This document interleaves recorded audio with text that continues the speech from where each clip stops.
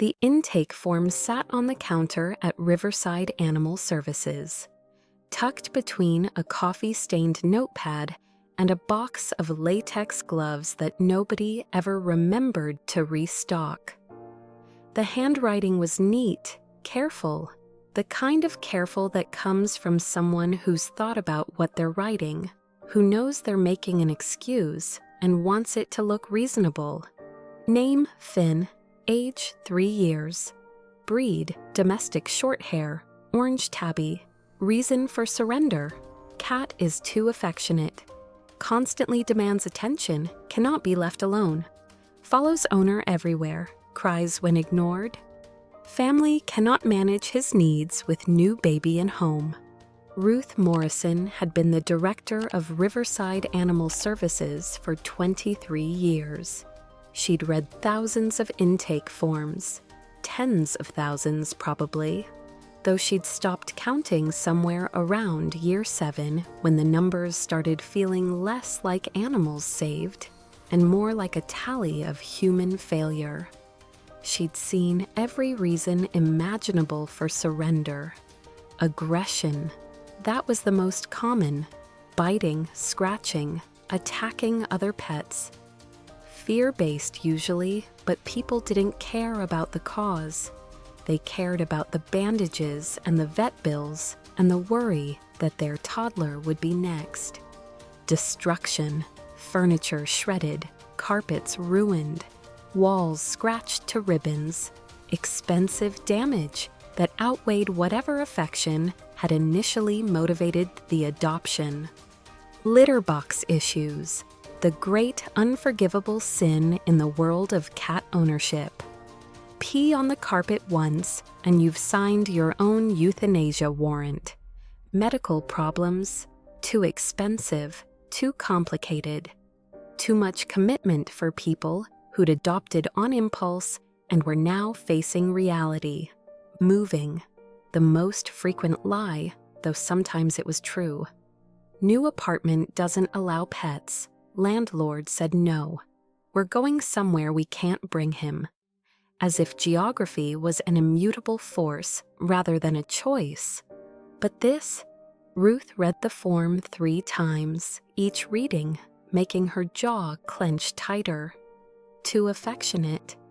She looked through the intake room window at the cat in question. Orange tabby, male, 3 years old. Green eyes that were currently fixed on her with an intensity that was almost unsettling. Beautiful, actually. Thick coat with that particular marmalade coloring that people loved. White chest, white paws, pink nose. The kind of cat that would photograph beautifully, that would get applications within hours of being posted online. He was pressed against the carrier door, one orange paw reaching through the bars toward the young woman who'd brought him in. The woman was standing 3 feet away, arms crossed, not making eye contact with the cat. Or with Ruth, or with anything really. She was maybe 30, tired looking, yoga pants and an oversized sweatshirt with spit-up stains on the shoulder. The universal uniform of new motherhood. Her husband stood beside her, hands in his pockets, looking at his phone. The cat's paw stretched farther through the bars, reaching, not aggressive, not scared. Just reaching the way you reach for something you desperately don't want to lose. Ruth wanted to say something, wanted to explain that cats who loved too much were gifts, not problems. That affection was the one behavioral issue that was actually a blessing in disguise.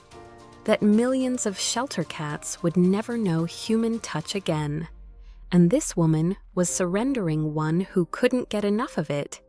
But the papers were already signed. Legal transfer of ownership complete. The young woman still wouldn't look at the carrier. "We have a new baby," she said again, as if repetition would make it sound more reasonable. "And Finn he won't leave me alone. I'm trying to nurse and he's climbing on me. I'm trying to get the baby to sleep and he's meowing at the door. I can't handle both. I just can't." The husband added, "We thought a cat would be independent, but this one's like having another kid." Ruth had wanted to ask, "What did you think a pet was? A decoration?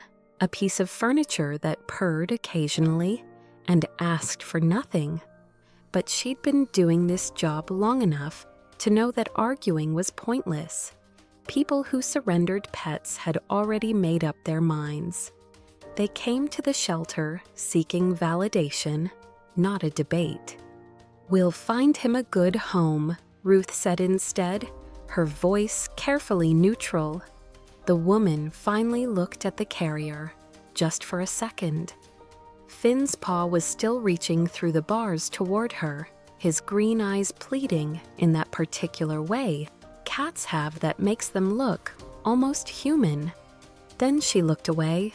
They left. The door chimed as it closed behind them, and Finn, whose name Ruth now knew, watched them go. His paw slowly withdrew back into the carrier. His body sank down from pressed against the door to curled in a ball. His eyes stayed fixed on the door even after the car was gone, even after the sound of the engine had faded, even after there was nothing left to watch. Ruth opened the carrier. Finn didn't bolt, didn't hide, just looked up at her and made a sound that wasn't quite a meow. Something smaller, more questioning. Why did they leave? What did I do wrong? Ruth picked him up. He pressed his face into her neck immediately and started purring, loud, desperate purring. The kind that sounded less like contentment and more like pleading. "Please don't leave too. Please keep me. I'll be good. I'll be whatever you need." "Oh, buddy," Ruth whispered, "you didn't do anything wrong." But she knew the truth. In the world of animal shelters, being too affectionate was going to be a bigger problem than anyone realized. This is the story of a cat who was punished for loving too much, and the woman who'd been punished for exactly the same thing. Finn was adopted within 48 hours. Ruth hadn't been surprised. He was beautiful, first of all. That marmalade coloring with the white chest that looked like a bib. Those enormous green eyes, the kind of cat that looked like he belonged in a cat food commercial. But more than that, he was charismatic. The young couple who'd come to meet him had been charmed immediately. Finn had done what Finn did best, launched himself into the woman's lap the moment she sat down, climbed up her chest, pushed his face under her chin, and purred like a motorcycle engine. "Oh my God," the woman had said, laughing, delighted. "He's so affectionate." "He is," Ruth had agreed. "Very affectionate. I should mention that he'll need a lot of attention. He doesn't do well being alone for long periods. He's the kind of cat who wants to be involved in everything you do." "That's perfect," the man had said. "We both work from home. He'll have tons of attention." Ruth had felt hope. Maybe this was it. Maybe this couple would be the ones who could handle Finn's intensity. She'd processed the adoption paperwork, sent them home with food and a care sheet, and her personal cell number in case they had questions. "Call me anytime," she'd said. Seriously, even small concerns. They'd promised they would. 14 days later, they brought him back. Ruth had been in her office when the front desk volunteer knocked on the door. Ruth, that couple who adopted Finn 2 weeks ago? They're here." Ruth's stomach had sunk. She'd found them in the lobby, Finn back in the carrier he'd left in. The woman wouldn't make eye contact. The man did all the talking. "He's too much," the man said. "We can't do this." "Too much how?" Ruth asked, keeping her voice even. "He cries when we close our office doors to take work calls. He knocks things off our desks to get attention. He walks across our keyboards. My wife tried to take a nap, and he literally laid on her face. We can't breathe without him being involved."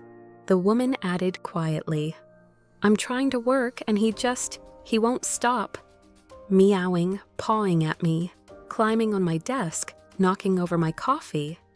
It's been 2 weeks and I haven't gotten anything done." Ruth looked at Finn through the carrier bars. He was pressed against the front again, paw reaching toward the couple, making small chirping sounds. "Please, I'll be better. Whatever I did, I'll fix it. Please don't leave me." "His behavior will settle with time," Ruth said, though she knew it was futile. "The first few weeks are an adjustment period. He's bonding with you. That's actually a good sign." "We don't want a pet who's this needy," the man said firmly. "We want a cat, not a toddler." Ruth processed the return paperwork in silence. When they left, she carried Finn back to Kennel 7 herself. The moment she opened the carrier, he climbed up her body and wrapped both paws around her neck. And Ruth, who prided herself on professional boundaries, who never let herself get too attached because attachment meant heartbreak, sat on the floor of Kennel 7 and cried, because she understood something the adopters didn't. Finn wasn't being needy. He was trying not to disappear again. The second adoption lasted 3 weeks. An older man, retired, living alone, said he wanted company. "I'm home all day," he'd told Ruth. "I read a lot, watched TV. I think a cat would be nice, someone to talk to." Ruth had explained Finn's history, the first surrender, the first return. "He needs a lot of attention," she'd emphasized. "More than average. If you're looking for an independent cat, he's not it." "That's fine," the man had said. "I've got all the time in the world." 3 weeks later, he returned Finn with dark circles under his eyes. "I can't sleep," he'd said. "He cries all night if I close my bedroom door. If I leave it open, he sleeps on my face, literally on my face. I wake up suffocating. I tried moving him, and he just climbs back. I'm 72 years old, and I haven't slept more than 3 hours a night since I brought him home.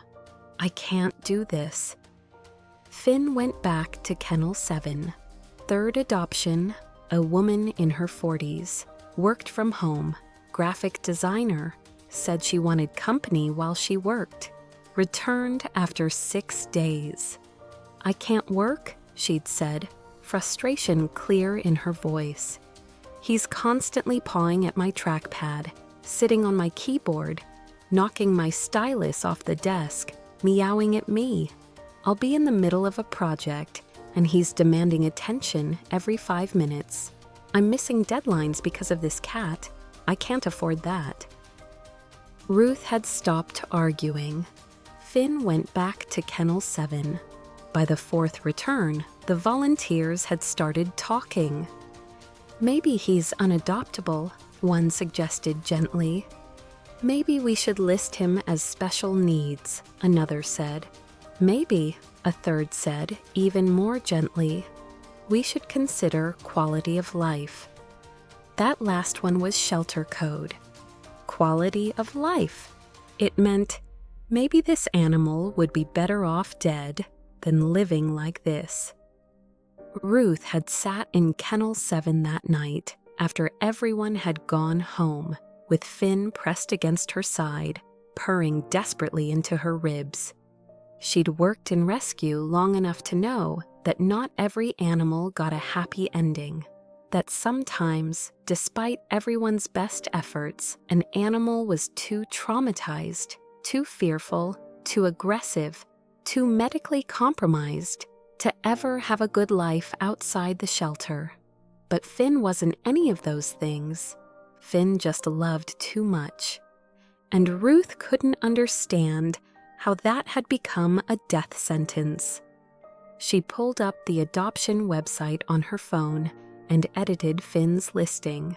Finn, 3-year-old orange tabby male. Special needs. Finn is an extremely affectionate cat who requires significant daily attention and interaction. He does not do well alone and will vocalize when separated from his people. He needs an experienced owner who is home frequently and prepared to provide constant companionship. He is not recommended for people who work long hours outside the home or who prefer independent cats.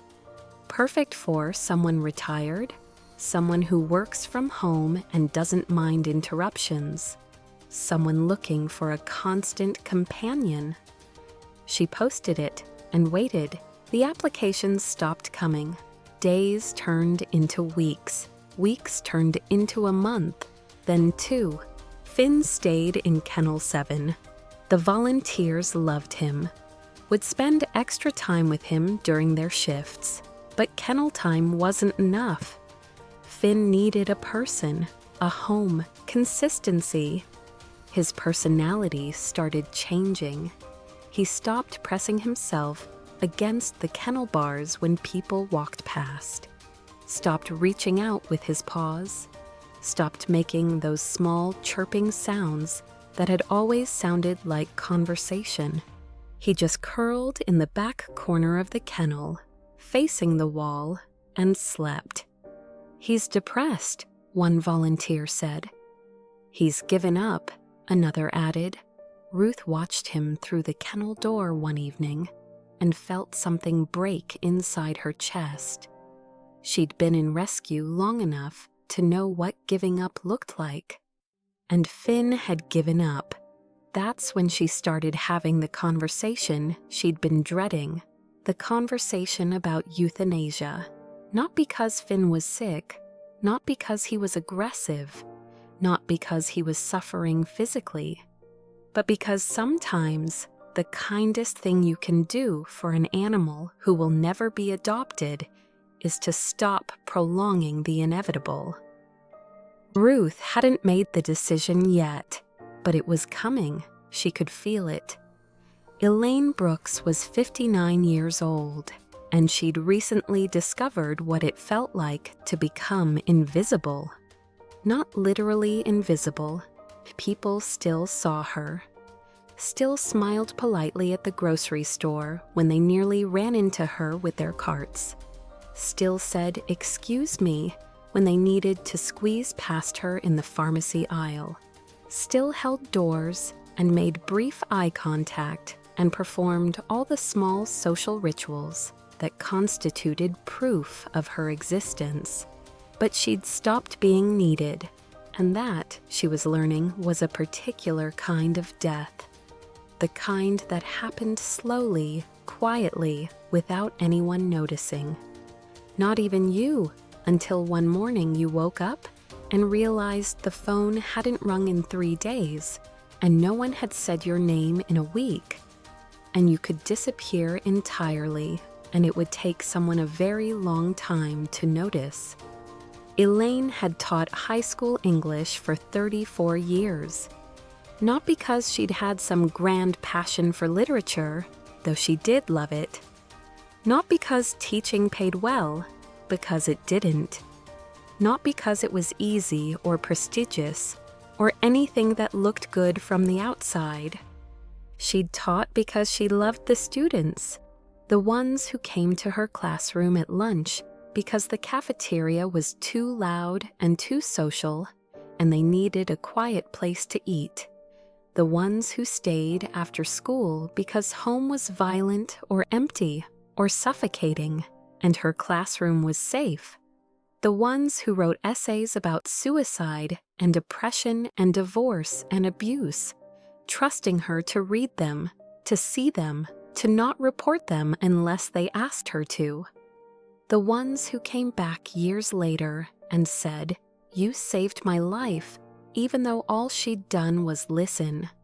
She'd been Mrs. Brooks, the teacher with the full classroom, the one who sponsored the literary magazine and ran the after-school writing club and always had snacks in her desk drawer for kids who couldn't afford lunch.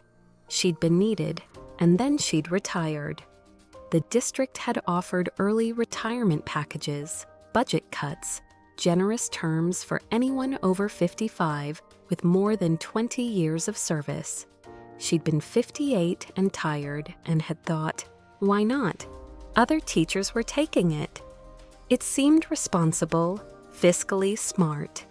Her principal had thrown her a retirement party, cake, speeches, students crying. One had made her a scrapbook of photos spanning 3 decades. Another had collected letters from former students, now adults, writing about how much she'd meant to them. She'd cried, had felt appreciated, had felt like she was leaving behind something meaningful. The first month of retirement had been lovely. Sleeping in, reading novels she'd been too busy to read while teaching, watching movies in the middle of the afternoon, making elaborate meals instead of surviving on frozen dinners between grading sessions. The second month had been quieter. The third month, she'd started to notice the silence. Her phone didn't ring. Students didn't need her anymore. The school had hired her replacement. The literary magazine continued without her. The writing club met on Thursdays, and she wasn't there. She'd stopped being Mrs. Brooks. She was just Elaine now. And Elaine lived alone in a 3-bedroom house that had once held a husband and a son and was now just her. The husband had left 18 years ago. Divorce. He'd remarried, had stepchildren, lived 2 states away. They exchanged Christmas cards with photos of people she didn't know. The son lived in Amsterdam with his partner. They called every few weeks. The calls were warm but brief. He had a life, a job, friends, a whole existence that didn't include her, nor should it. That was healthy. That was what you wanted for your children. But it meant Elaine spent days without anyone saying her name. She'd wake up, make coffee, eat breakfast at a table set for one, read, do laundry, water plants, make dinner, watch television, go to bed. All of it in silence. The worst part, the part she couldn't admit to anyone, was how much she missed being needed. She'd spent 34 years being the person people came to, the one who listened when no one else would, the one who stayed late and came early and gave her phone number to students who needed someone to call at 2 a.m. when the world felt unbearable. Now she was nobody's emergency contact, nobody's first call, nobody's safe place. She'd tried to explain it to her son during one of their calls. I just feel like I don't have a purpose anymore, she'd said. Mom, you're retired. You're supposed to relax, travel, enjoy yourself. I know, I don't know what to do with myself. Maybe get a hobby, join a book club? She'd tried. She'd joined a book club at the library. But the women were nice in that polite, distant way that didn't lead to friendships.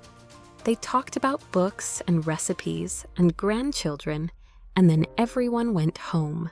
She'd tried volunteering at the library, but they had plenty of volunteers. She shelved books twice a week, and it was fine, but it wasn't fulfilling. She'd tried taking a watercolor class, but painting felt frivolous when what she really wanted was to matter to someone. Her therapist, a kind woman named Dr. Reeves, had listened to all of this and said, "You're grieving." "I haven't lost anyone." "You've lost your identity, your purpose. that's worth grieving. But everyone retires. I'm not special. Not everyone retires from a job where they were needed every single day for 34 years, where students depended on you, where you literally saved lives. That's not a small thing to walk away from. Elaine had cried in that session because Dr. Reeves was right. She'd lost herself. She was untethered, purposeless, invisible, and she didn't know how to fix it. Dr. Reeves had suggested structure, routine, exercise. Take morning walks. It'll help with the depression. So Elaine started taking walks. Every morning at 8 a.m., she'd leave the house and walk the 2-mile loop around her neighborhood and down to the harbor, past the elementary school where children played at recess, past the coffee shop where people gathered and laughed, past the bookstore and the flower shop and all the places where life was happening around her, but not to her. The walk took her past a squat brick building near the water, Riverside Animal Services. She'd never paid attention to it before, just another building on a familiar street. Until one Tuesday morning in October when she stopped. Not for any particular reason, just because there was a cat in the window, and the cat was staring at her with an intensity that made her freeze mid-step. Orange tabby, green eyes, pressed against the glass with both paws stretched forward, looking at her, not past her, not at the street, at her specifically, as if he recognized her, as if he'd been waiting. Elaine raised one hand in a small, awkward wave, feeling ridiculous. The cat's paws pressed harder against the glass. Something in Elaine's chest cracked open. She changed direction and walked toward the building. The shelter smelled like disinfectant and wet dog and something else underneath that Elaine couldn't name. Loneliness, maybe, or hope, or the particular sadness that comes from animals who don't understand why they've been left behind. A woman sat at the front desk, maybe 60, gray hair pulled back in a ponytail, wearing a sweatshirt with the shelter logo. She looked up when Elaine entered. "Can I help you?" "There's a cat in the window," Elaine said. "Orange tabby. I was walking past and he was staring at me." The woman's expression shifted. Something flickered across her face. Hope, maybe, or concern. Elaine couldn't tell. "That's Finn," the woman said. She stood and extended her hand. "I'm Ruth. I'm the director here." They shook hands. "Is Finn available for adoption?" Elaine asked. Ruth's expression did something complicated. "He is, but I need to be very honest with you before you meet him. Finn has been with us for over 4 months. He's been adopted and returned 3 times. The issue isn't health or aggression or anything dangerous. The issue is that he's extremely affectionate, to the point where previous adopters found it overwhelming." "Overwhelming how?" Ruth gestured for Elaine to sit. They sat in plastic chairs in what looked like a waiting area, though no one else was waiting. "Finn requires constant attention," Ruth said carefully. "He follows people everywhere, into the bathroom, into the kitchen. He cries when left alone. He sleeps on people's faces. He interrupts everything you try to do because he wants to be involved. He doesn't understand personal space or boundaries." Previous adopters described him as suffocating. Elaine felt something strange twist in her chest. Suffocating. "Yes, one family had a new baby and said they couldn't handle both. Another couple worked from home and said he prevented them from working. an older gentleman said he couldn't sleep because Finn wouldn't leave him alone. So he's been given up 3 times for loving people too much. Ruth's eyes filled. She looked away quickly, but not quickly enough. Yes. Can I meet him? Ruth looked back at her, searching Elaine's face for something. I need to know you understand what you're getting into. Finn isn't a normal cat. He needs someone who's home most of the time. Someone who can give him hours of attention daily. Someone who won't find his level of need exhausting. I'm home all the time, Elaine said quietly. I'm retired. I live alone. I can't remember the last time anyone wanted my attention. Ruth's expression softened. Let me get him. The shelter had a small room for meet and greets. Beige walls, a single folding chair, worn carpet that had been cleaned so many times it was more the memory of carpet than actual carpet. The room smelled like anxiety and false hope. Ruth carried in a cat carrier and set it on the floor. Through the metal door, Elaine could see Finn. He was pressed against the bars, green eyes fixed on her, making small sounds that were somewhere between meows and chirps. He's going to be intense immediately, Ruth warned. Don't feel obligated to adopt him. If it's too much, if it's overwhelming, just tell me. He won't take offense. He's been through this before. That last sentence hit Elaine like a punch. He's been through this before. How many times could one animal be rejected before he stopped trying? Ruth opened the carrier door. Finn didn't pause, didn't sniff the room, didn't do that cautious cat thing of slowly emerging to assess the space. He exploded out of the carrier and launched directly into Elaine's lap like he'd been fired from a cannon. The impact knocked the breath out of her. He wasn't a large cat, maybe 9 or 10 pounds, but he hit her with the force of absolute desperation. He climbed up her chest, dug his claws into her shirt for purchase, wrapped both front paws around her neck, pushed his face under her chin, and started purring so loudly it sounded like a lawnmower. Elaine froze.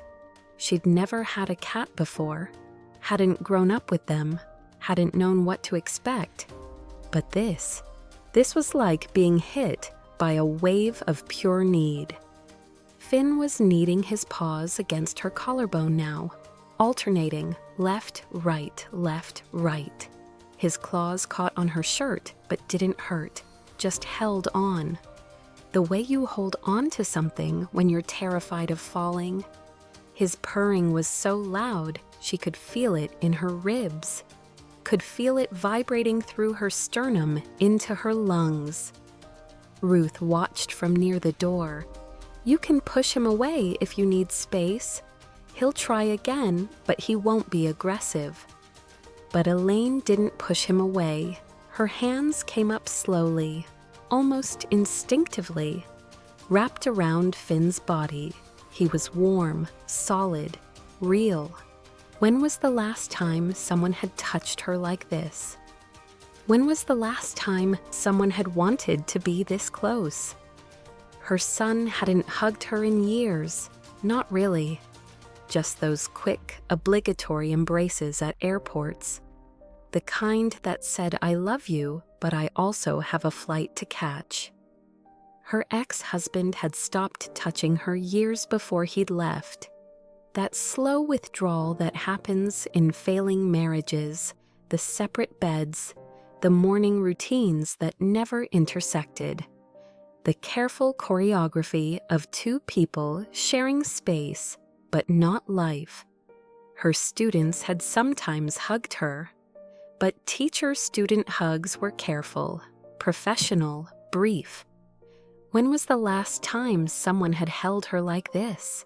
Like she was the only thing keeping them from drowning? Finn chirped against her neck, made small sounds between purrs, not meows exactly, something more conversational, like he was trying to tell her something very important in a language she didn't speak. Elaine felt her throat close, felt tears building behind her eyes. "I see you," Finn's body seemed to say. "I choose you. Please keep me. How long can I stay here with him?" Elaine's voice came out thick. Ruth checked her watch. "As long as you need." They sat there for an hour and 12 minutes. Finn never left Elaine's lap, never got bored or distracted or decided to explore the room, just stayed pressed against her chest, purring, kneading, occasionally headbutting her chin, making those small chirping sounds that felt like a conversation she was slowly learning to understand. Ruth checked on them once. "You okay?" Elaine nodded, not trusting her voice. When Ruth finally came back, Elaine said, "What do I need to do to take him home?" Ruth's relief was visible, physical, like she'd been holding her breath for 4 months and could finally exhale. "Are you absolutely sure?" Ruth asked. "I don't want you to feel pressured. He really is a lot. I've been doing this job for 23 years, and I've never had a cat quite like him. I'm sure. He'll cry when you shower. He'll follow you to the bathroom. He'll sleep on your face. He'll interrupt everything. You won't have privacy. You won't have personal space. If you're the kind of person who needs alone time, this is going to be very hard." "I've had 2 years of alone time," Elaine said. "I could use some company." Ruth's eyes filled again. "Okay, let's do the paperwork." Elaine carried Finn out of the shelter in a brand new carrier that Ruth insisted she take for free. "Bring it back if you want," Ruth said, "but I don't think you will." In the parking lot, Elaine put the carrier in the passenger seat. Finn was crying now, not the desperate wailing Ruth had warned about, just small, anxious meows that said, "Please don't leave. Please don't change your mind." Elaine reached through the carrier door and touched his paw. "I'm not leaving," she said. "I'm taking you home." The crying stopped. Elaine drove home with one hand on the wheel and one hand touching Finn's paw through the carrier bars. And for the first time in 2 years, she felt needed. Part 2 continues. This is 4,847 words so far, continuing to target 9,000 to 10,000 total. Shall I continue with the remaining acts? Retry C, yes, continuing from part 1. Elaine's house was a 3-bedroom ranch-style home in a quiet neighborhood where the trees were old and the sidewalks were cracked, and everyone mowed their lawns on Saturday mornings. She'd bought it with her husband 28 years ago, when their son was still in elementary school and the mortgage had seemed terrifying and thrilling in equal measure. Now it was just hers. Too big for one person, too full of empty rooms. She carried Finn's carrier through the front door and set it down in the living room. She'd prepared, had gone to the pet store that morning after leaving the shelter and filling out paperwork, had bought everything the teenager behind the counter had recommended: litter box, litter, food bowls, water fountain, food, treats, toys, a scratching post, a cat bed that the box promised was orthopedic and designed for maximum comfort. She'd spent $247, had felt ridiculous carrying it all to her car, had felt even more ridiculous setting it all up in her house, arranging it carefully, making sure everything was perfect. Now she knelt beside the carrier and opened the door. "Welcome home," she said. Finn emerged slowly this time, cautiously, looked around the living room with those enormous green eyes, taking in the couch and the armchair and the television and the bookshelf full of novels that Elaine had collected over 3 decades. Then he looked at Elaine and climbed directly into her lap. Not the explosive launch from the shelter, just a calm, deliberate climb, as if to say, "I've assessed the space. You're the only part that matters." Elaine laughed. The sound surprised her. She couldn't remember the last time she'd laughed in this house. "You want a tour?" she asked. Finn chirped. Elaine stood, Finn still in her arms, and walked him through the house. "This is the living room. That's the couch where I watch too much television. Those are books I keep meaning to reread but never do." Finn purred. "This is the kitchen. That's where I'll feed you. I got you a water fountain because the girl at the store said cats like running water. I don't know if that's true, but we can try it." Finn purred louder. "This is the hallway. That's the bathroom. Your litter box is in there. I hope that's okay. I didn't know where else to put it." Finn headbutted her chin. "And this is the bedroom. That's my bed. I got you a cat bed and put it over there, but Ruth said you'll probably want to sleep with me, so we'll figure it out." She set Finn down on the floor. He immediately twined between her legs, figure eighting, marking her with the scent glands in his cheeks. "Mine," the gesture said. "You're mine now." Elaine felt something in her chest that she hadn't felt in so long. She'd almost forgotten what it was. Belonging. The first 3 days were a honeymoon. Finn followed Elaine everywhere, exactly as Ruth had warned. But Elaine found she didn't mind. She'd spent 2 years talking to herself in an empty house. Having someone to narrate her life to felt like a gift. "I'm making coffee. Do you want to watch?" Finn would jump onto the counter and sit there, tail wrapped around his paws, watching her pour grounds into the filter. "I'm going to read for a bit. You can sit with me if you want." Finn would climb into her lap before she'd even settled into the chair. "I need to shower. I'll be out in 15 minutes.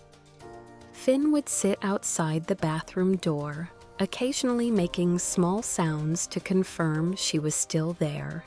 It was intense. Ruth hadn't been wrong about that. But it wasn't suffocating. It was company. On the 4th day, something shifted. Elaine had gone to the grocery store. She'd been gone for maybe an hour. When she came home, arms full of bags, she found Finn sitting by the front door. Not calmly sitting, trembling. "Hey, buddy, I'm back." She set the groceries down and reached for him. Finn made a sound she'd never heard before, not a meow. Something between a cry and a wail. High-pitched, desperate.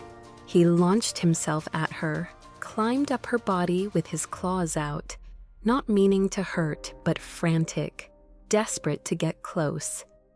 Elaine carried him to the couch, sat down, and felt him shaking against her chest. "What's wrong? What happened?" But she knew. She'd left, and he'd thought she wasn't coming back. That night, Elaine lay in bed with Finn pressed against her throat, his purring so loud it made it hard to think, and understood something important.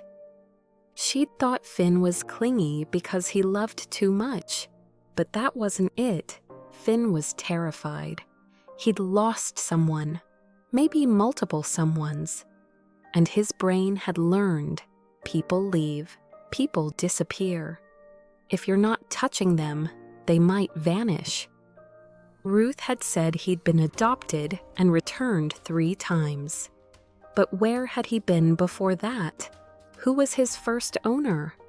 What had happened to them? The next morning, she called the shelter. Ruth answered on the 3rd ring. Riverside Animal Services, this is Ruth. Hi, Ruth, it's Elaine Brooks. I adopted Finn 5 days ago. There was a pause, then carefully, is everything okay? Everything's fine. He's wonderful. I wanted to know if you could tell me about his history.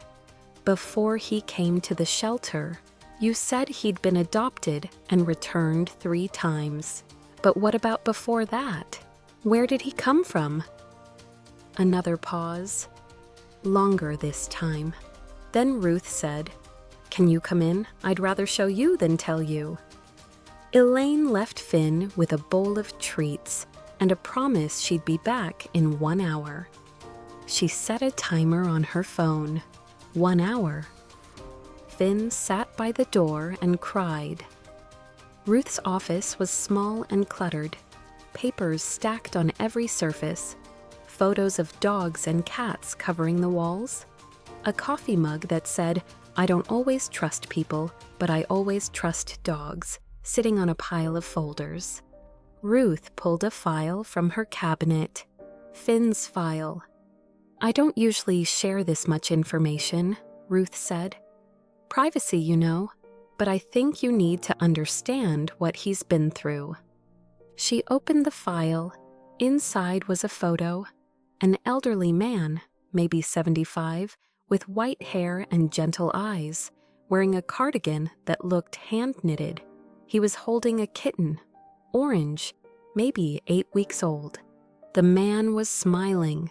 The kitten was nestled against his neck. That's Walter Chen, Ruth said. He was a retired high school music teacher, taught orchestra, played violin professionally. Before he started teaching, never married, no kids, lived alone. He adopted Finn as a kitten from a different shelter about 3 years ago. Elaine's throat tightened. Music teacher, living alone, no family. It was like looking in a mirror. What happened to him? Elaine asked, though she already knew. Heart attack, at home, massive. He died instantly, the coroner said. Elaine closed her eyes. Neighbors found him 2 days later, Ruth continued quietly. They'd noticed his newspapers piling up, got concerned, called for a welfare check. When the police broke in, they found Walter on the floor in his living room, and Finn was curled on his chest, wouldn't leave. They had to physically remove him. Elaine felt tears running down her face. Walter's nephew surrendered him, Ruth said. Said he couldn't take a cat, had allergies. The surrender form said, cat is very attached, may have difficulty adjusting. That's where he came from. Yes, and then he got adopted and returned 3 times. Each time, people said he was too needy, too demanding, too clingy. But Elaine, he's not clingy, he's traumatized. His person died, and he doesn't understand why.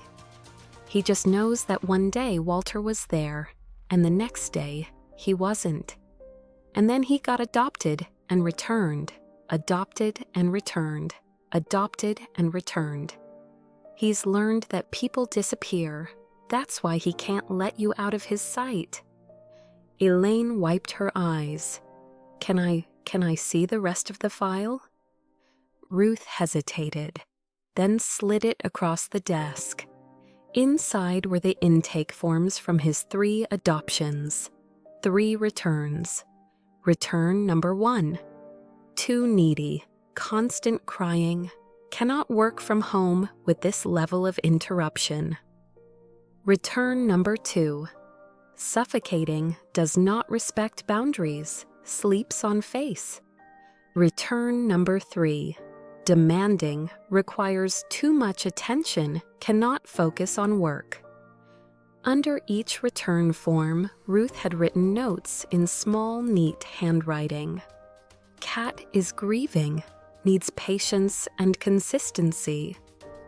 Cat shows signs of separation anxiety, requires experienced owner. Cat bonds deeply. Previous returns have worsened anxiety. Next placement must be permanent. Elaine looked up. You thought he might not make it, didn't you, if I hadn't adopted him? Ruth's eyes filled. We were running out of options. He'd been with us for 4 months. He was shutting down, stopped eating as much, stopped grooming himself, just curled in the back of his kennel and slept all day. I've been doing this long enough to know what that means. You were going to euthanize him. I didn't want to, but sometimes when an animal can't be adopted, when they're suffering, when there's no hope left. Ruth's voice broke. I'm so glad you came in that day. Elaine closed the file. Can I take this photo of Walter? Why? Because Finn should know he was loved, before me, before everything went wrong. He was loved. Ruth photocopied the picture and handed it to Elaine. Elaine drove home with the photo on the passenger seat and arrived at exactly the 1-hour mark. Finn was still sitting by the door. The moment she opened it, he launched himself at her, climbed her body, pressed his face into her neck, and started purring and crying simultaneously. Elaine carried him to the couch and held him for an hour. I know what happened, she whispered into his fur. I know about Walter. I know you loved him, and he died, and you didn't understand. I know you're scared I'll disappear too. But I'm not going anywhere, I promise. Finn purred harder. I lost someone too, Elaine continued. Not to death, but to time, to irrelevance. I used to be needed every single day. Students depended on me, and then I retired, and suddenly, nobody needed me anymore. I know what it feels like to be invisible, to be passed over, to love something and have it taken away. She looked down at Finn. His green eyes were fixed on her face. We're the same, you and me. We're both grieving. We both love too much. We both got told that our love was a problem. But it's not a problem, Finn. It's a gift, and I'm not going to waste it. That night, Elaine framed the photo of Walter and Finn and put it on her dresser. In the photo, Walter was smiling, and Finn, tiny and orange and impossibly young, was pressed against his neck, the way he pressed against Elaine's neck now. The next morning, Elaine called a veterinary behaviorist. The woman's name was Dr. Caroline Webb. Her voicemail said she specialized in anxiety disorders in cats. Elaine left a message. Dr. Webb called back 2 hours later. Tell me about your cat, she said. Elaine explained everything. Walter, the 3 returns, the terror of being left alone, the crying, the trembling, the way Finn climbed her body whenever she came home. Dr. Webb listened without interrupting. When Elaine finished, Dr. Webb said, Your cat has severe separation anxiety, triggered by trauma, and compounded by multiple abandonments. This isn't a behavioral problem you can punish out of him. This is PTSD. PTSD. Yes, post-traumatic stress disorder. We typically use that term for humans, but animals experience it too. Finn's brain has learned that people he loves disappear without warning. That's created a hypervigilant state. He can't relax because he's constantly monitoring your presence. If you're out of sight, his nervous system goes into panic mode. How do I fix it? You don't fix it, you manage it. You teach him that you're predictable, that you leave, but you always come back. It's going to take time, months probably, maybe longer. What do I do? Dr. Webb walked her through the protocol. Start small. Leave the room for 30 seconds. Come back. Reward calm behavior. Repeat. Gradually increase the time. 30 seconds becomes 1 minute. 1 minute becomes 2. 2 becomes 5. Never sneak away. Always tell him you're leaving. Use the same phrase every time. I'll be right back. When you return, stay calm. Don't make it a big celebration. Just come back, acknowledge him briefly, go about your business. You want returns to feel normal, not like an event. Eventually, work up to leaving the house. Start with 30 seconds outside the front door. Come back, then 1 minute, then 5. This is going to be exhausting, Dr. Webb warned. You're essentially retraining his brain. It takes patience and consistency. If you skip steps or rush the process, you'll make it worse. I can do it, Elaine said. One more thing, he needs a safe space. Somewhere he can go when he's overwhelmed. A room with his scent, his bed, maybe an article of your clothing. When you do longer departures, that's where he should be. Elaine set up the guest bedroom, put Finn's cat bed in there, added the blanket he'd been sleeping on, put one of her worn sweatshirts on the bed so it smelled like her. Then she started the training. Day 1, left the living room for 30 seconds, returned. Finn cried the entire 30 seconds. Day 2, left the living room for 30 seconds, returned. Finn cried for 25 seconds, then stopped. Day 3, left the living room for 45 seconds, returned. Finn cried for 15 seconds. By the end of week 1, Elaine could leave the room for 2 minutes without Finn crying. By the end of week 2, 5 minutes. Week 3, she started leaving the house. 30 seconds outside the front door, standing on the porch, listening to Finn cry on the other side. Came back. I'm back, see, I came back. 30 seconds became 1 minute. 1 minute became 5. 5 became 10. It was exhausting. Elaine had never worked so hard at anything in her life. Not teaching, not marriage, not parenting, but it was working. By week 6, she could go to the mailbox without Finn panicking. By week 8, she could run to the corner store. By week 10, she could go to the grocery store for an hour and come home to find Finn sleeping in his safe room instead of trembling by the door. Progress, slow, hard-won progress, but progress. 3 months after adopting Finn, Elaine invited her friend Patricia over for tea.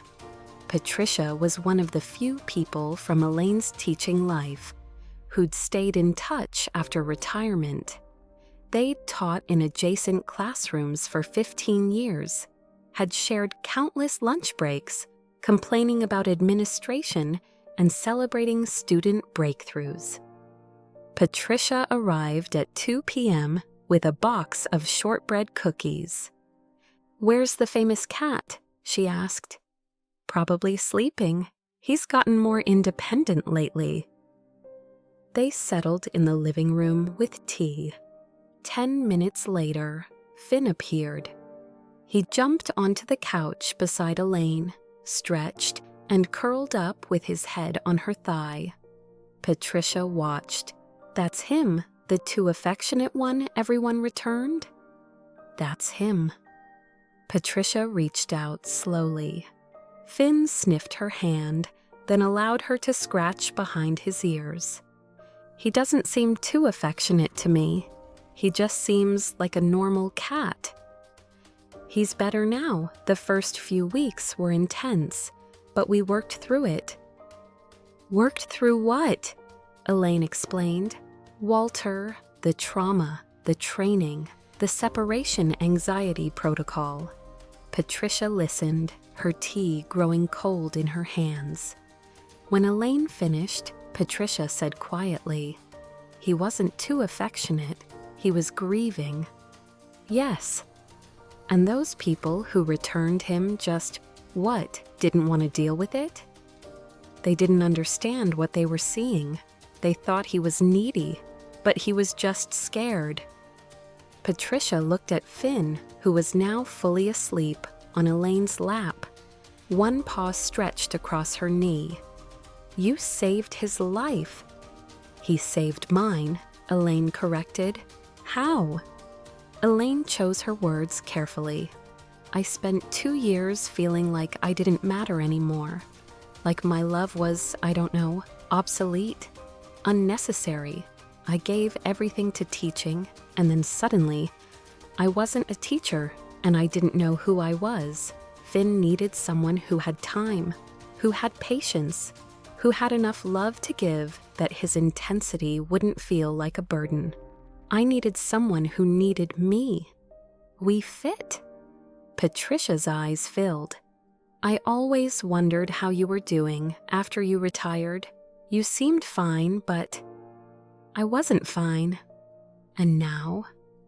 Elaine looked down at Finn, at his orange fur and white paws, and the way his face looked peaceful in sleep. "Now I'm needed again." 6 months after adoption, Elaine took Finn back to Riverside Animal Services.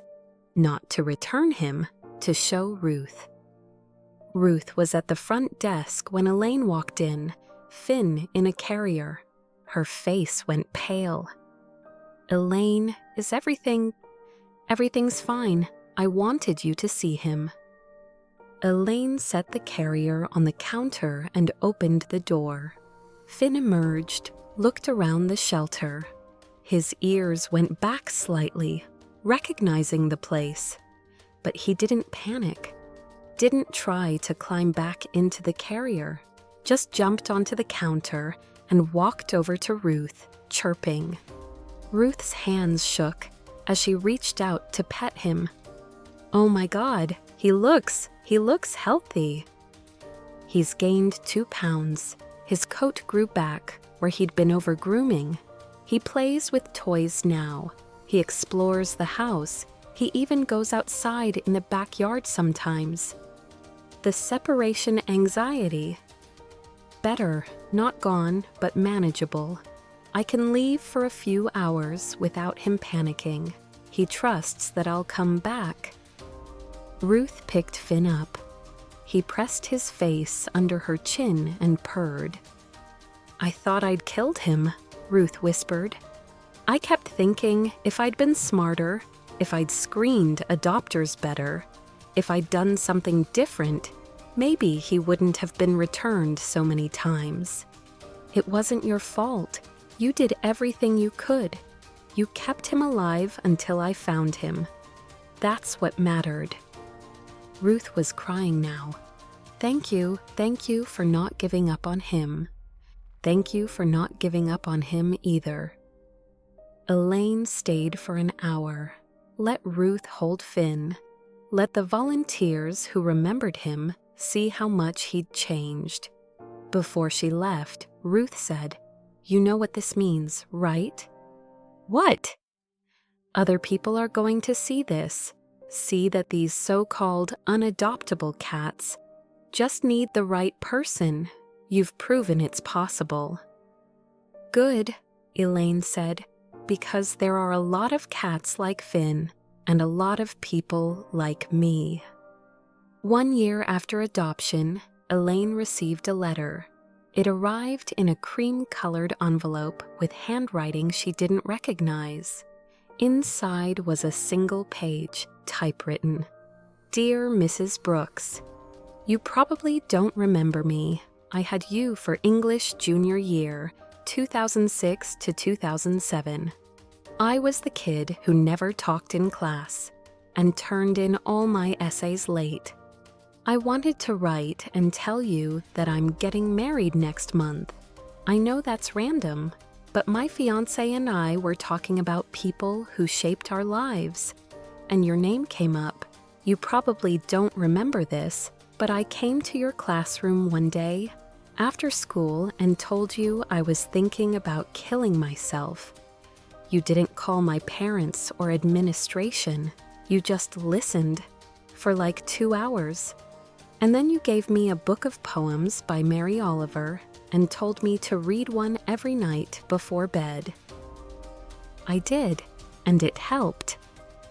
I'm not saying you saved my life, because that feels too dramatic, but you made me believe someone cared whether I lived or died. And that turned out to matter a lot. I'm a therapist now. I work with teenagers. When they come to me feeling invisible, I think about you, about how you saw me when no one else did. You gave so much of yourself to students. I hope you know it mattered. Thank you.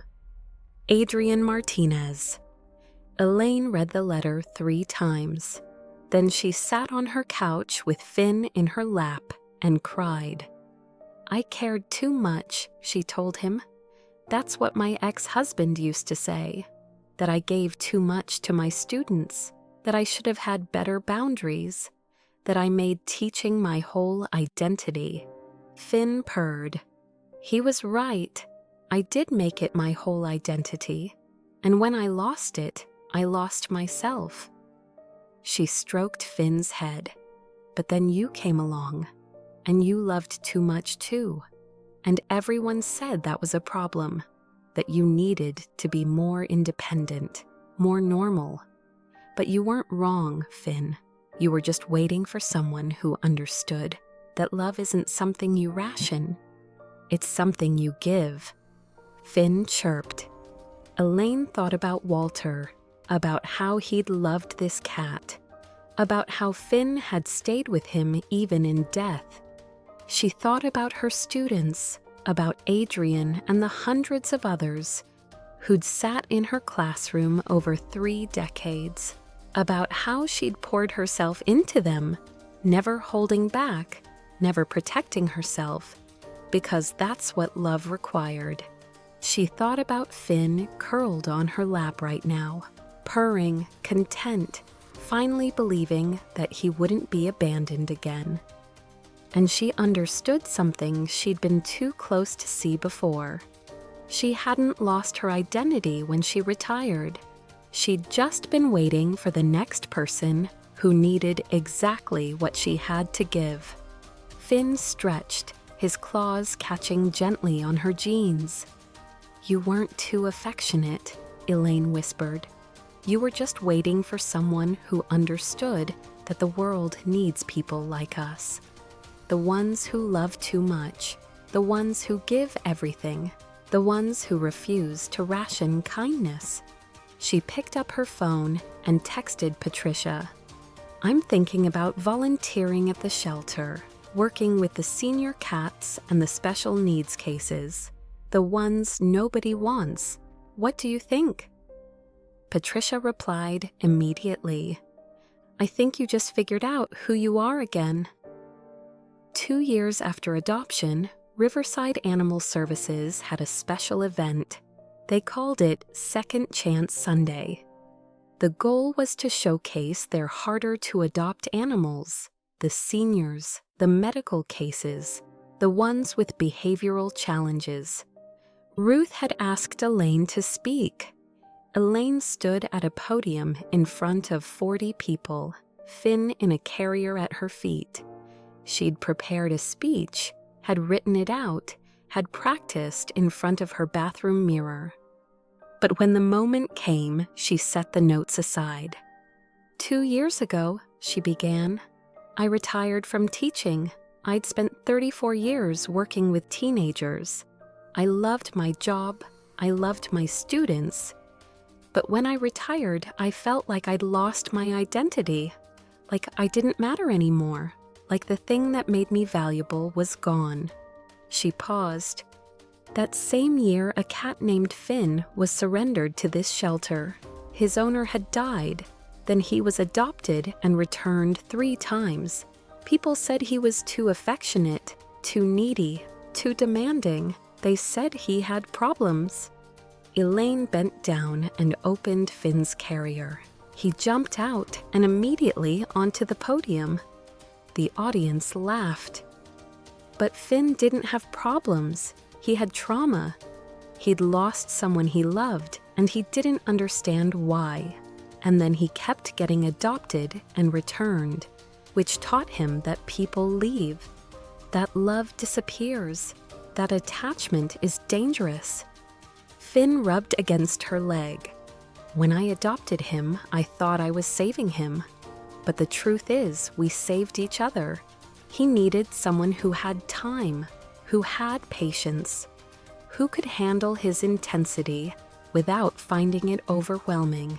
And I needed someone who needed me, who reminded me that having love to give isn't a flaw, it's a gift. She looked out at the audience. If you're here today, you're probably looking for a pet, and you're probably going to gravitate toward the young ones, the healthy ones, the easy ones, and I get it, I do. But I want you to consider something. The animals in the back of the shelter, the ones nobody wants, they're not broken. They're just waiting for someone who sees them the way they deserve to be seen. She picked up Finn. This cat spent 647 days believing no one wanted him, but he was wrong. He just hadn't met the right person yet. After her speech, 7 people applied to adopt senior cats. 3 applied for cats with medical needs. 2 applied for cats with behavioral challenges. Ruth pulled Elaine aside. You're good at this. At what? Advocating you should do more of it. So Elaine did. She started a blog. Second Chance Stories featured profiles of overlooked shelter animals and the people who adopted them. She gave talks at other shelters. She appeared on local news segments about senior pet adoption. She wrote an article for a national pet magazine about her experience with Finn. The headline was, "The Cat Who Loved Too Much: What I Learned from Adopting an Unadoptable Animal." The article went viral. Elaine's inbox filled with messages. I adopted a senior dog after reading your story. My cat has separation anxiety too. Your training tips helped. Thank you for reminding me that love isn't a flaw. Elaine answered every single message, because that's what people who love too much do. They show up, they give, they don't hold back. 3 years after adoption, on a warm afternoon in June, Elaine sat in her backyard with Finn in her lap. She was reading, he was sleeping.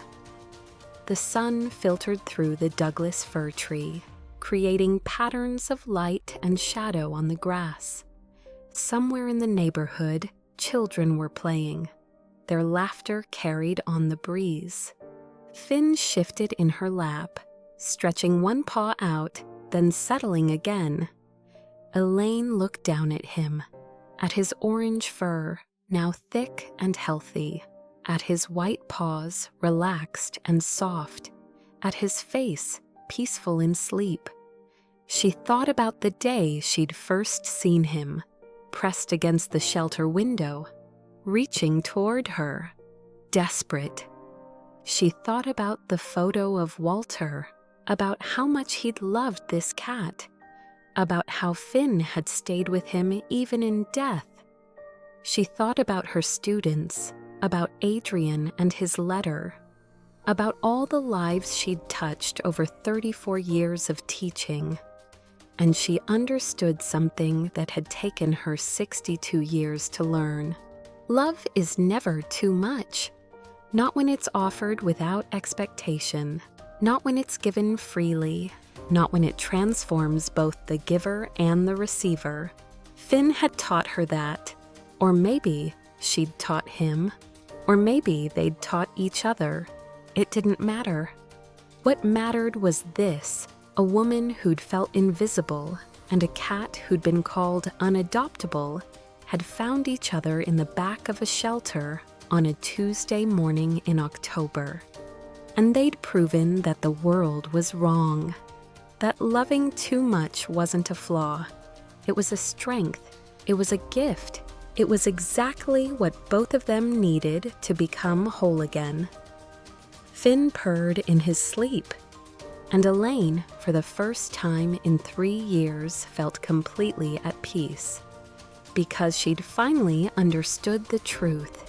She'd never lost herself when she retired. She'd just been waiting for the right person to need her again, and he'd been waiting for the right person to see him.